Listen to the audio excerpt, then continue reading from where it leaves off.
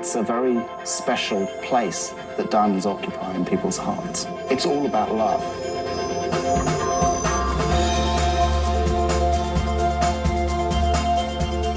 Diamonds are silent witnesses of history, and it connects you to humanity. It's not just mere beauty, it means purity. It means a divine light. I wish they never existed. I wish.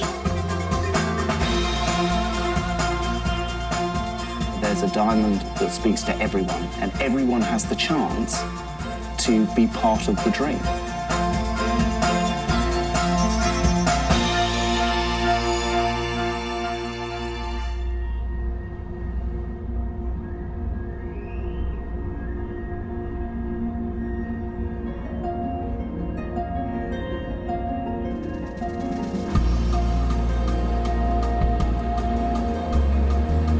Listen, I just came back. I saw something drop dead gorgeous. I know you're gonna love it. Jacob I'm just on the Zupnick is a street. I can't describe matchmaker. it. It's a beauty. He introduces beauty room. I buyers know to you're gonna large, buy it. expensive It's rocks. for you. So Jacob is a just diamond broker. Sit tight. You know, there's a saying, diamonds are forever. And I say diamond people are forever. Once you start this business, you're hooked on it. Jacob spent most of his working life within two small city blocks, 46th and 47th Streets, the heart of the Diamond District in New York City. It's the point of entry to the largest diamond market in the world. $12 billion worth are sold in the US each year. New York is where the big diamonds, the unusual or rare diamonds, mostly wind up. And many of them pass through the hands of Jacob Zupnick. I go to auctions. It's called in Yiddish schmoozing. It's going to see and to be seen. It's like a meeting place. We get together, we talk, and you browse around the goods. Impoverished royalty, the diamond wedding bands of jilted wives. They often end up here. There's no two diamonds in the world alike. There isn't such a thing. It's a question of feeling. Nobody, if you take one stone, you show it to 10 people, and you're gonna ask prices. Nobody's gonna give you the exact same number. At this auction, the centerpiece is the Joan Kroc collection. Mrs. Kroc had the good sense to marry Ray, the man who built the McDonald's hamburger empire. The auction's just a day away. Jacob is here to check out what kind of ice a whole lot of burgers can buy.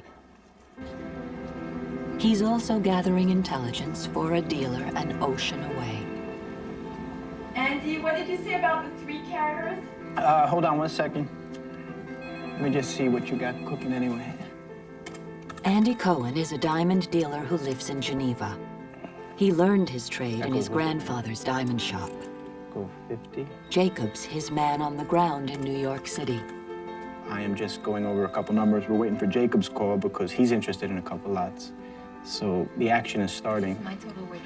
Andy carefully appraises each diamond coming up for sale at Christie's auction. 57.67 is the balance. Trading in diamonds is not for the faint of heart. Andy's doing the math for diamonds worth millions. We're gonna go 880. The piece is probably gonna bring $1 million. Okay. $1 million. Look what's happening to our market. That's crazy. So a lot of private interest in a diamond necklace? It's a high-risk game. When you put money into stones like that, it's better to buy a house because what's the real value of a diamond? You're putting up a lot of money and you could make a big mistake. I mean, I remember we bought a piece of rough and we put it on the wheel and it shattered like if you take a window and you put a hammer in the window, it all shattered. Those stones worthless. You have 3 pear shapes. You can really get hurt. So then you have 130. Let me just check my numbers.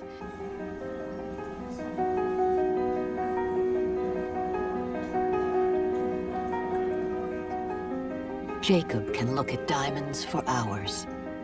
He studies their shape, the color, the clarity.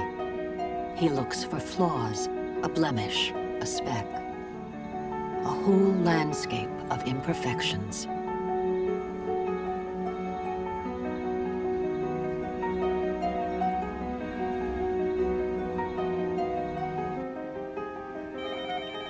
That's Jacob. Hello? Was maakst du, Jankele? I just want to ask you, what lots are you interested in? I glanced through a few stones.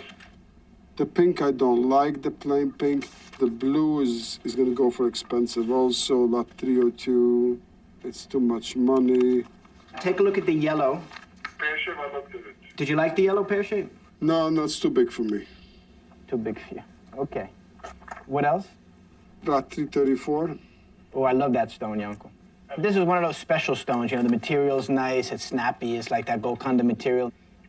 And listen, Jacob will buy lot Yanko's a 334 VV2, with him. right? And there's a chip, that's It all, will but it's got spread the internal risk. graining. If we recut that, take the chip out, you might improve the color. So how much do you want to go on this stone? Like 15 plus? Exactly, 15 plus. So I'll go with you on this one. Okay, this is a stone to buy. That's a good stone. That's a good stone, Yanko. All right. Okay, later. Bye. Bye.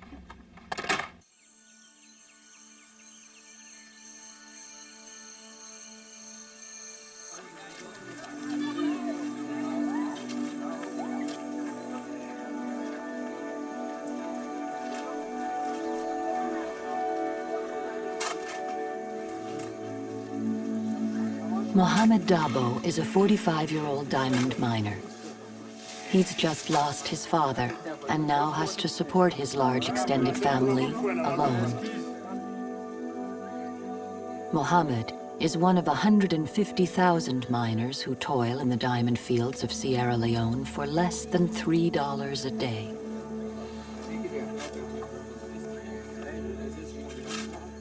Fila, but no way to do. I dey pray God, let God provide for me and me small one day. We go make we live fine after the pa. So you say na that pray God at the pa. Yes. Na the pa and then we dey take care. I mean now, I no get.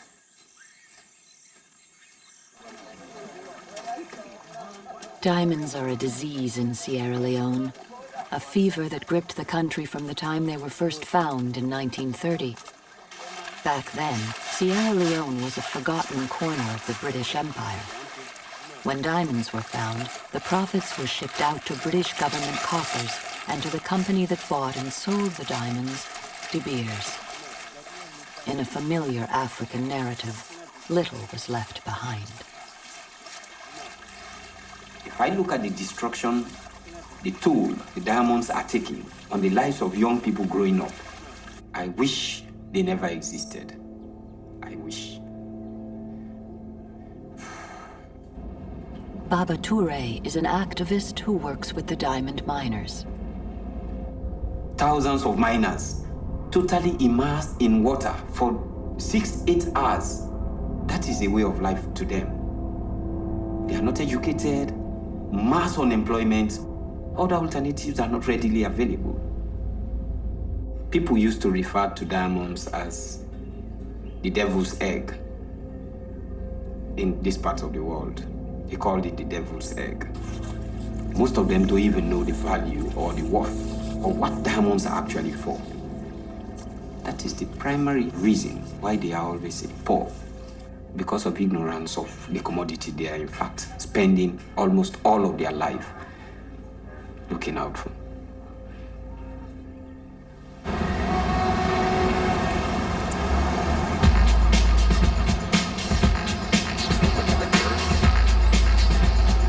Coming up, more diamonds and at Cartier and Tiffany together.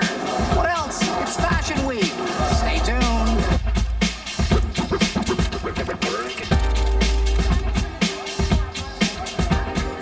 Twice a year, American designers take to the runways of New York in the orgy of stars and frocks of Fashion Week.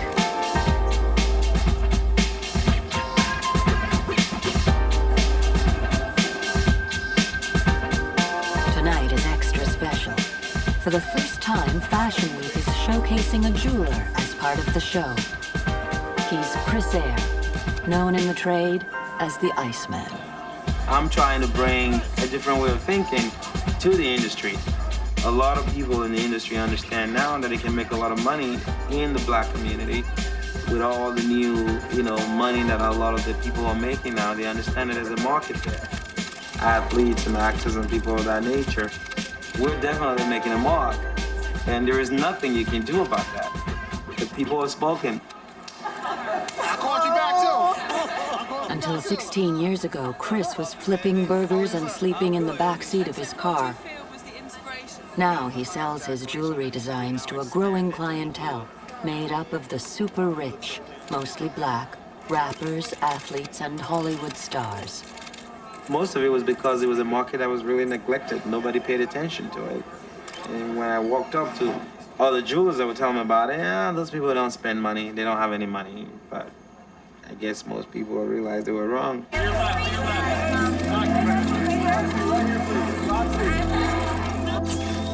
Chris was born in the tiny country of Benin in Africa. It could not be further from where he is now. He left to chase the American dream. He found it by taking a risk on a market no one else wanted to serve. This is a business about money, greed, class, whatever. But none of it goes to my head.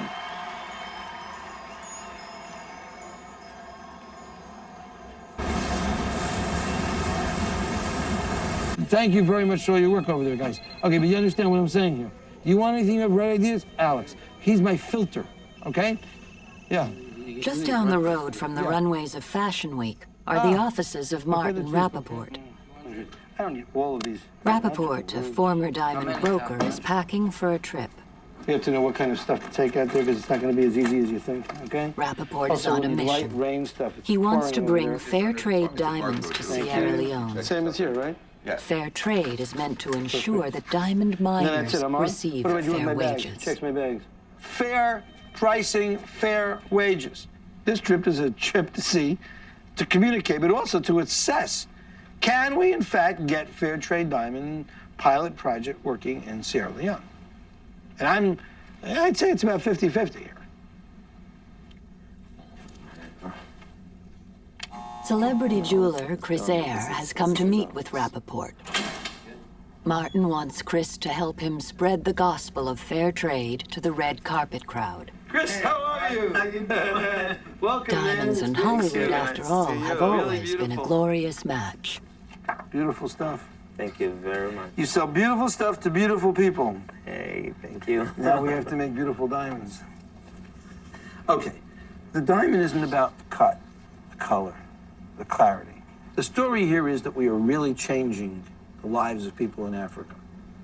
It's not about us. It's not about our business. You might say, oh, I'm interested in making fair trade jewelry. Okay, that might be fine. But I'm telling you, if you want to hang out with me, that's secondary bullshit. It's a spillover effect of something else that you're trying to do, okay? I grew up in Africa, I'm telling you. I see a lot of challenges in trying to make this work. How do you tackle the problem of corruption? People who don't have anything, it's a lot easier to corrupt them than people who are pretty much, content or... I wouldn't call it corruption as much as just the way things are done in Africa. They have no way out. If we give the guy some money at the grassroots, digger level, get out of the ghetto, we can get out of this slavery crap. If I'm gonna jump on board, I wanna make sure that I really understand, where you're coming from. I believe we can do miracles. Let me tell you, Chris, I want to tell you something. I don't know what's gonna happen there, but I'll tell you this. If you can't imagine yourself doing it, then don't bother. Look, 200 years from now, 100 years from now, diamond, priceless, money. Did you do what you could do to make the world a better place? You, Chris, here, did you do that? That's what you're going to answer. You're going to be an old guy, you'll be sitting around talking to your grandchildren, right? Okay? What are you going to be most proud of? You made another piece of jewelry for another movie star, you had another fashion show, you made another CD-ROM. What I do say to you is that we are going to, almost for free, bushwhack through the jungle, create a path where there is no path, scar our hands, sweat like bullets, create something, and then everyone else will walk on that path. And the only person that'll really know in the end is going to be you, your God, and your grandchildren. That's what it's about, Chris.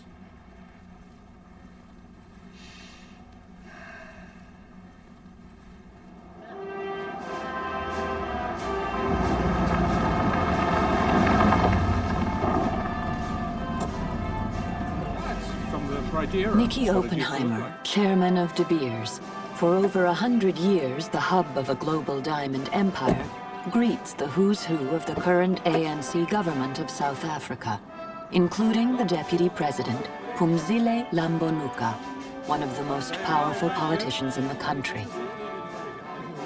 They are here to open Diamond World, a theme park devoted to the commodity that built South Africa, diamonds.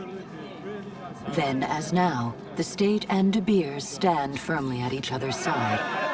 Only this time, the state is black. This indeed is a splendid occasion, and it's fantastic for De Beers to have played a role in this process and getting us where we are today. Huge things are being done here, and it's particularly important to appreciate what diamonds have done for South Africa. At the height of its power, De Beers controlled over 90% of the world's diamonds. It was one of the most successful monopolies in history, and it was built on the backs of cheap black labor.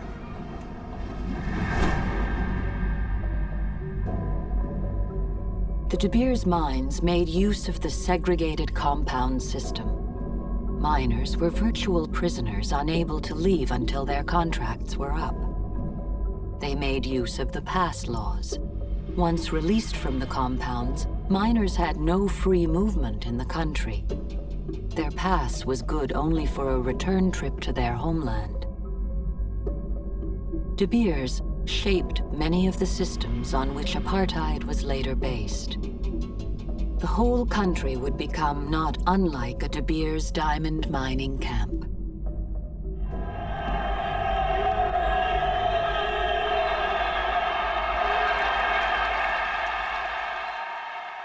When the apartheid regime collapsed and the ANC came to power in 1994, everyone wondered if the De Beers empire would survive under the new regime. But De Beers' overwhelming presence in South Africa's economy is what saved it. The ANC, like the apartheid government before it, depends on De Beers to sustain the economy. So at Diamond World, exploitation has become nostalgia. The children of the miners are the new rulers. Then, as now, the state has an interest in diamonds. And diamonds will serve anyone with money and power, white or black. Pulling together with passion. Pulling together with passion. And in showing that we care. And in showing that we care. We will build trust. We will build trust. And shape the future. And shape the future. Thank you, ladies and gentlemen.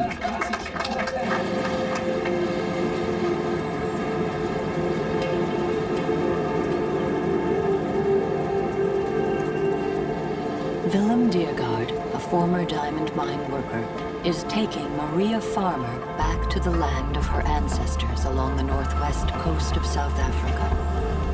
Over 80 years ago, diamonds were found here. To make room for the mine, Maria's people, the Nama, were exiled from their land. It's a special trip for me. Without their land to farm, there was little the Nama men could do, except work in the mines. The diamonds from the mine were sold to De Beers. That is in that area that we find the first diamond. Dat is eindelijk een van de club wat de mens verbannen is. Maria and her people are negotiating with the new ANC government for the return of their land and control of the diamond mine that sits on top of it. We have the right to get our land back, to get the mineral rights back, and there will be proper mining. For us, it's not a short-term, it's a long-term, sustainable development to create jobs for our people. Het is dat ons groot mensen op die klippen gebleven. Yeah. You sleep on top of the diamonds, on top of the money. All those years, and you didn't know it.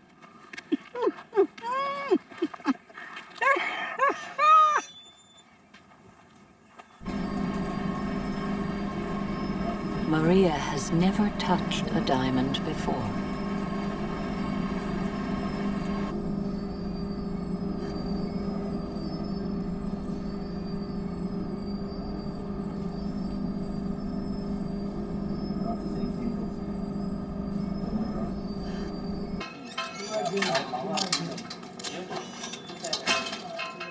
Ik moest een diamanten aan vastgeven.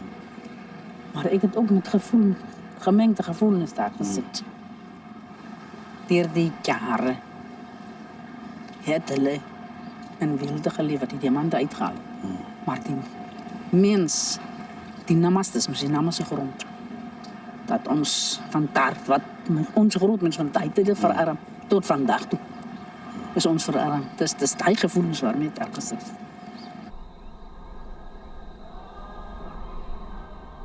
Their harsh, arid land has made survivors of the Nama. They are tenacious in pursuing their land claim. Nee, dat is me zo'n kwaai club, heb ik gezegd. Groot mensen. Ik vind oes. Nou, eigen oes maakt nog dat mensen die haat en die neid. En ik hoop in ons tijd, hoop ik niet het gebeurt. Al zal ik dit niet zien, nie. De nageslagen zullen dit zien. The Nama people believe that their negotiations with the government will be a historic landmark in the new South Africa and a test case for all of Africa. Who will benefit from the resources of the land?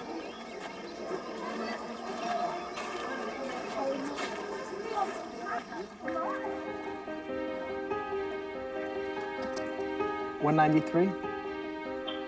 It's 9 p.m. Andy's day is just starting. In New York, it's 3 in the afternoon. The Christie's auction is about to begin. So here we are sitting calmly, chilling out, drinking beers, talking on the telephone, you know. But in the room, people are sweating, they're hyped up. Everybody in ties and jackets, swishing around. Dealers making little huddles, coming together, making groups, trying to figure out who's going to put up money to buy this or that. Telephone banks from every country all over the world. And then you have the privates. And it becomes drama. It becomes each lot becomes like a little mini drama. And the auctioneer is the director, and it's quite something to behold. 80,000 with Layla, 85,000 against you, 90,000, 95,000 against the two of you, 100,000. Everybody wants the stone coming up. Everybody. What are you up to, Les? 520 against you. 530 against you. Go ahead. 540,000.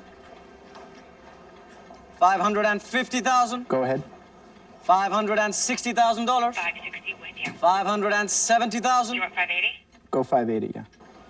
580,000. 580 with you. Is everybody else out except us and one other person, Liz? It's us and one other. At 580,000. 590,000 now to a new place. Take 600. 600? $600,000 on my right. Leslie's bid now. It's 600 with you. 610 against you. 620. 620? 620,000. 630,000. 630 against you. Oof. Thanks. Go ahead, 640, one more. 640? 640,000. $650,000. 650 against you. Jeez. Do you want 660?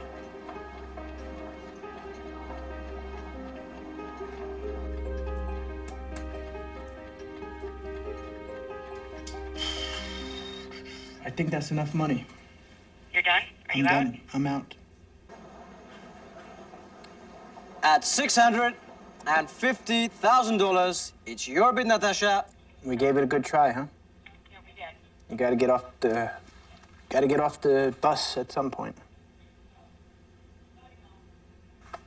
It was the stone here. You know, it doesn't surprise me. It's a huge price.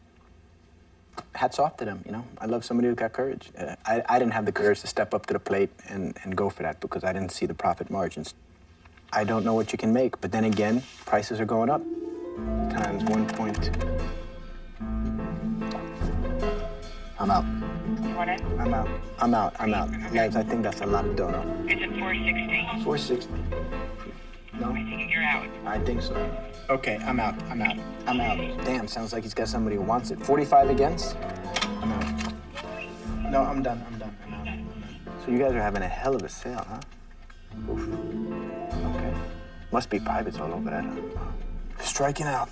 Liz, we're striking out, baby. But we tried, eh? We're trying. I ain't gonna buy just to buy. It's a silly game, but that's the game we're playing. Rocks. We're hunting for rocks, you know? We have nothing better to do with our lives. 120. Sold to you, sir. Thank you very much. Battle 178. You can't get disappointed. The good thing about this is if you don't put a bet down, you don't lose. So I haven't lost yet.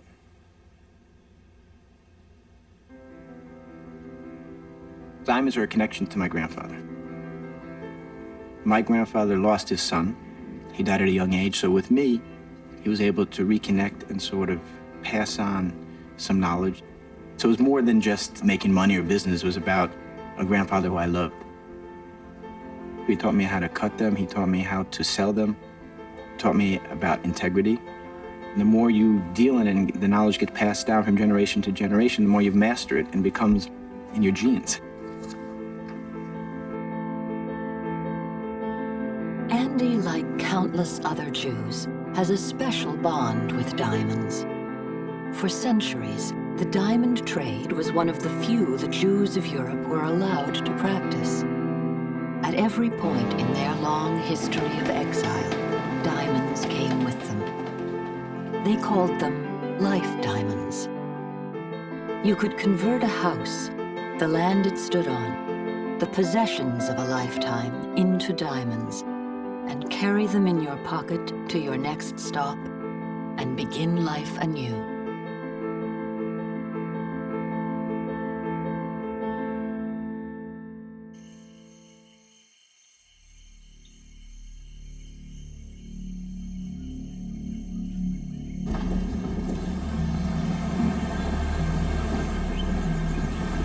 In Sierra Leone, the transportability of diamonds has been a curse. Hello, Stanley. Yeah. So where are you now? You know where you keep on looking for me. Watch for the jeep, we are coming. I'm very conscious of what I'm doing. The things that we're buying, the minerals, everybody looking for it. It's a means of surviving. Nearly 1/4 of Sierra Leone's diamonds were smuggled out during the country's 11-year civil war. Bandit armies rampaged through the country in a war over control of the diamond fields. Arms and mercenaries were paid for with diamonds. The world came to know them as blood diamonds. For the enterprising, war, as usual, was profitable. Diamond smugglers had it particularly good. During the war, to go in the bush, you are going in the middle of an armed men, very hungry, very angry, highly frustrated, and they do anything to anybody, no question. It's the order of the day. Keep a low profile and always prepare to bribe. Now as then, the runners for the smuggling rings follow an intricate underground network, one runner handing to the next. Hundreds of miles of trails by road and water make their way to the leaky borders. You know, as they say in Africa, there's no easy way to find money. Money doesn't come easy. When it comes to finding money, dollars are forever. They are always there, always. You have a wife, maybe 3 kids, you have to pay rent, you have to eat, and you are making $50 a month. And I'm willing to give you $1,000 for one day. For Just say 30 minutes. For 30 minutes. So you must accept that. I don't think I'm being corrupt. I'm just trying to survive. At 12 pieces. Mm-hmm. Yes. The smuggling of diamonds to pay for war happened elsewhere in Africa, in Angola and the Democratic Republic of Congo. At the peak of the African diamond wars in the 1990s, $1 billion in raw diamonds were smuggled out of the continent every year. In their wake, they left millions dead and maimed, and many more millions of refugees.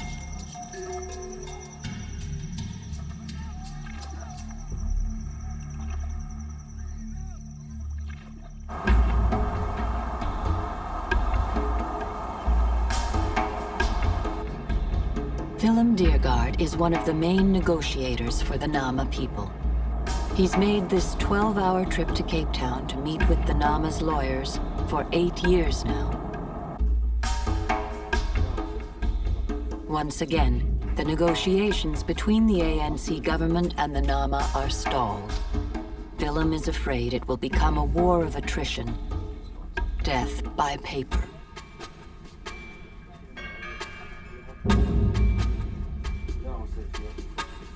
The government can go on for 20 years because they don't want to put to set a precedent for other land claims. The ANC government would like to make up for the injustices of the past, but they're worried that a too generous offer to the Nama will open the floodgates to so many pricey land claims it will bankrupt the government. The sticking point in the negotiations is the amount of money the Nama will receive in compensation for the diamonds that were taken from their land. I'm certain that it is important and you don't want to be put off at all. Why don't you ask them to come up? Okay, then we'll walk up now. Okay. Right, I'll see you. Goodbye. Let's go. Willem and his team finally get some good news. The government lawyers have agreed to discuss Willem's last offer. After 80 years in exile and 8 years of negotiations, Willem hopes a settlement may finally be in sight.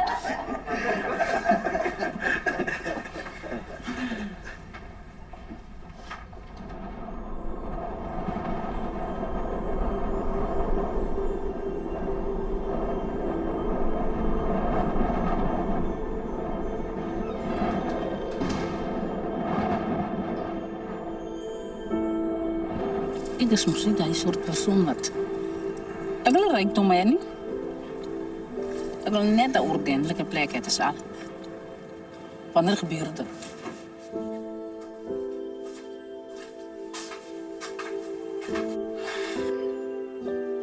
Die tijd is mos niet in mijn handen. Als ik dit zie, dan zal ik blij wees. Baie blij. Maar als ik dit niet kan zien, als die man van bovenaf, dat ik dit niet kan zien.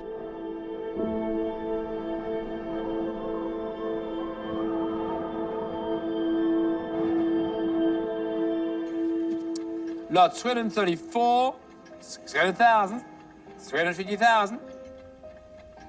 It's not been a good night for Andy. 3 hours into the auction and he has nothing to show for it. 50, 60, 70. You want it? Yes. Finally, lot 334 comes up. Okay, we're up. Let's do it. The bid is here by me at 370. 380,000. 380. 385. Last chance now. I'll take 390 now. Go ahead, take 390. Okay. $390,000. 390,000.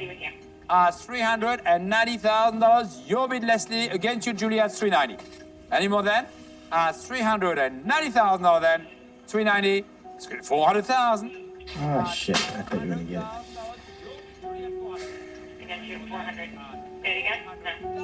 Wait, hold on. Hold on 1 second. 400. I'll take 410 if you want. I'll take 410. It is here with Julie at $400,000. Any more then? At 400. Go ahead. 410,000 at 410. It's against you, Julie, now at $410,000.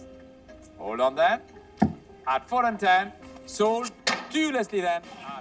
Yours at 410. We got it? All right. So we bought one stone. That's not bad.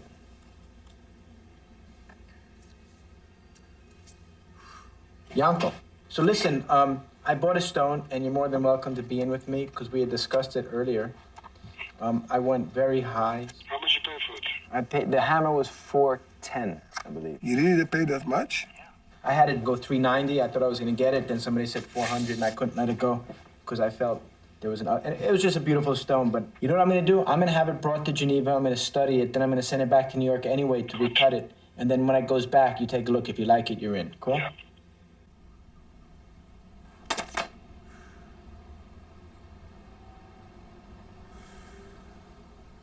The stone that I bought was an F. It was an emerald cut, beautiful stone, old material, cut by a master hand with master material, probably cut, I don't know, in the 30s or 40s.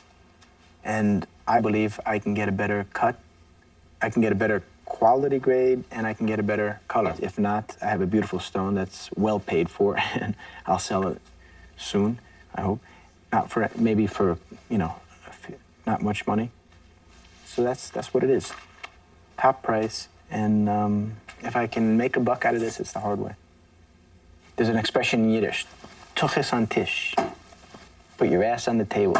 You know, talk is cheap. So I put my ass on the table and I'll see.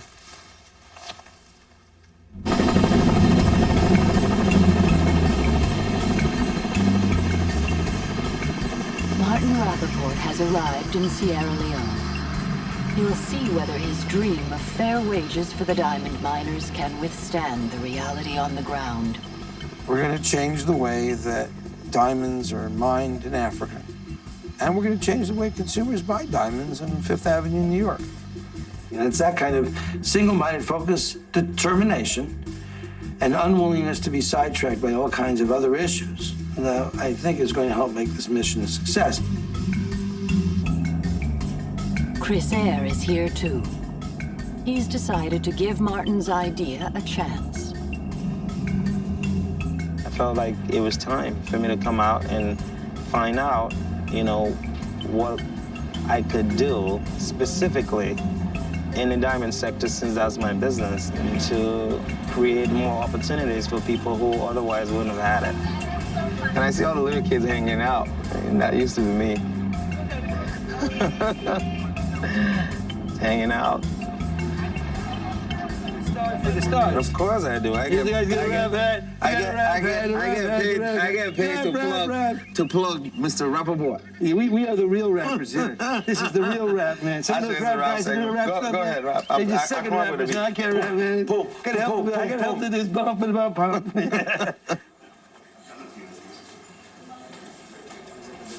How you doing? It's showtime. Martin is about to pitch to the people who represent the interests in Sierra Leone's diamonds. Government ministers, international aid agencies, and the country's security forces. Members of Parliament, friends, it's great to be here. I came here with an idea, a dream. And I came here with a challenge to the government of Sierra Leone, to the NGOs. How do we turn a negative situation into a positive one? You give a girl a 2-carat diamond. She flashes it to her friend. Her friend doesn't have a 2-carat diamond, so what does her friend say? Oh, is that one of those blood diamonds? How can I sell a product that makes people feel bad? I'm not in that business. I don't want to just make Sierra Leone diamonds as good as South African diamonds or Russian diamonds or De Beers diamonds. I want to compete with them. I want to kill them. Because that's how life is. You know, if you're just hanging out, you're an accident waiting to happen. But if you're an aggressive bastard, you do business. Anyways, what did you think of this? No, I mean, the presentation was amazing. You're very eloquent.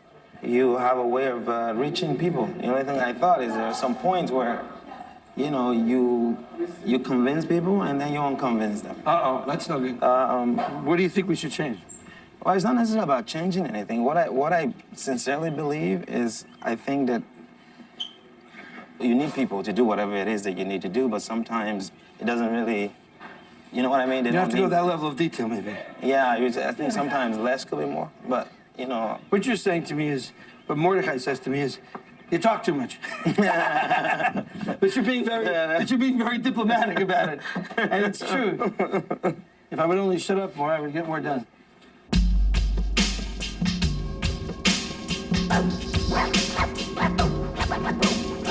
I'm not afraid to do anything. I'm just, you know, just like any good businessman or just like any intelligent human being, you don't, just because a friend is inviting you to dive into something, you don't just jump into it. You know, I don't like the idea of handout. I don't like the idea of just pay a guy a little bit more money because the digger gets more money now, so what? To me, that's still the whole, you know, beggar and master type of mentality. If you really want to uplift people, you inspire people, and you inspire people by making them believe things about themselves that you can see even when they can't see it.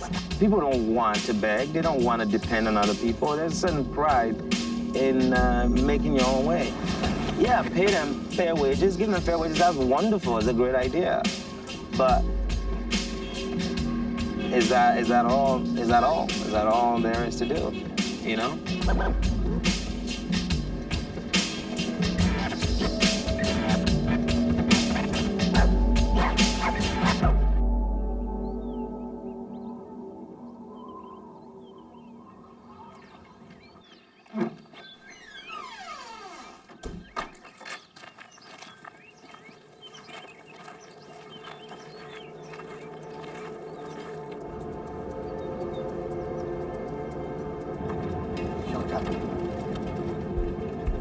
After 2 more weeks of negotiations with the ANC government, Willem has finally struck a compromise he can live with. He's prepared to settle for 1/10 of the financial compensation he'd asked for. He thinks the cash in hand is better than yet more years of negotiations. Besides, they'll get their land back and more money from the diamond mine once they control it. Willem has called a community meeting to vote on the deal. He's afraid that having held out this long, they are in no mood to compromise. Hoekom wordt het dan vandaag gezegd beschikking uitgesteld? Wat was die? Hoekom moet ons eigen wetten vandaag dan zo zwaar om terug te krijgen?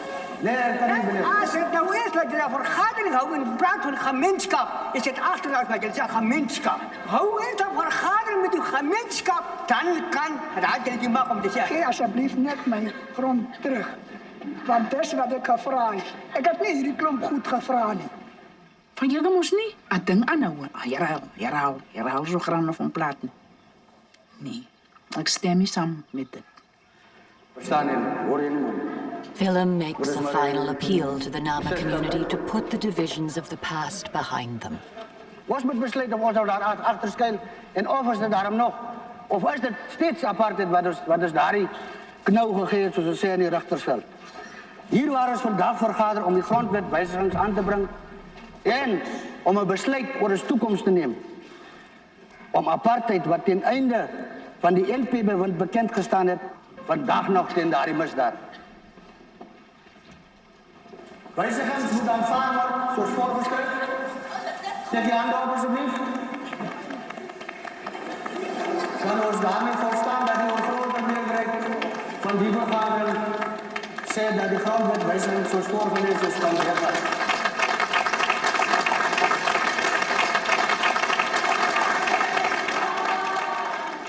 So we've got a blessing. For the people to say that, that was a very, very big moment in my life. I feel relieved. I feel very, very comfortable.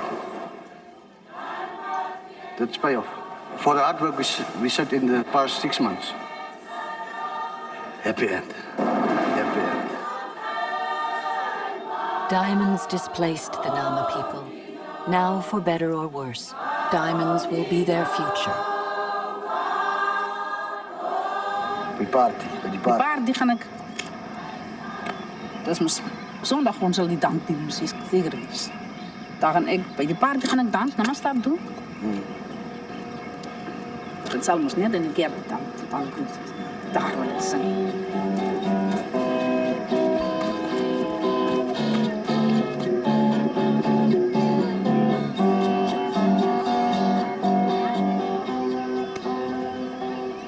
Identify your bags and make sure everything is there now. I want a solid bag count of what we're taking and what we're not taking. Martin is moving on without Christie. Chris has decided collaborating with Martin just won't work. He's going to see what he can do on his own. Everybody, please make sure your stuff is with you in your car. Okay? As usual, the irrepressible Martin Rapaport rises to the challenge of a rejection. Okay? So, Martin's son Morty has seen it all before. Everybody take one bottle of water for... What it's like, it's definitely not vacation. That's for sure. It's hectic, counting the bags, yelling. So can you pay attention to me, please? Please. Yeah, this is typical of him, whether it's business, family, or vacation, or work. It's the same crap. It's a personality thing. All right, let's go. Load her up. So it's all good. You gotta deal with it. You don't go on a lot of vacations with the family. And that's it. Enjoy life. Everybody take one bottle of water per person, please.